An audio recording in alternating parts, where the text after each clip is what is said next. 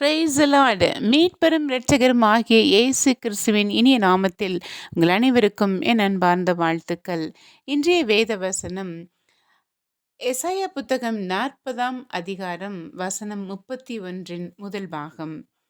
கர்த்தருக்கு காத்திருக்கிறவர்களோ புது பலன் அடைந்து கழுகுகளைப் போல செட்டைகளை அடித்து எழும்புவார்கள். Those who hope in the Lord will renew their strength.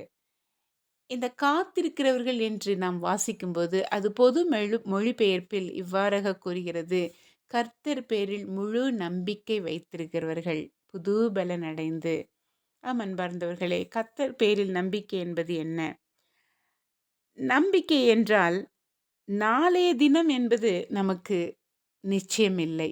ஆனால் இன்று இரவு நாம் தூங்கும் பொழுது ஒரு கடிகாரத்தை எடுத்து அதில் அலாம் வைத்து நாளைக்கு எழுந்திருப்போம் என்ற நம்பிக்கையோடு கூட போகிறோம் அல்லவா? அதுதான் நம்பிக்கை.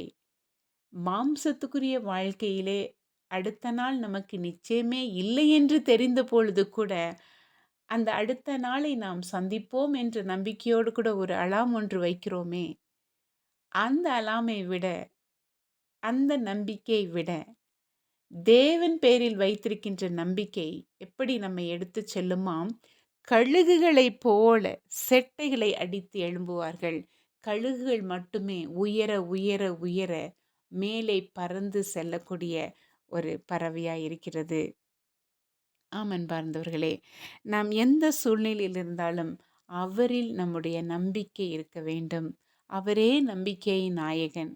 அவரில் நம்பிக்கை வைத்தோம் என்றால் நம்முடைய வாழ்க்கை, நாம் ஓடினாலும் இளைப்படைய மாட்டோம், நடந்தாலும் சோர்ந்து போக மாட்டோம்.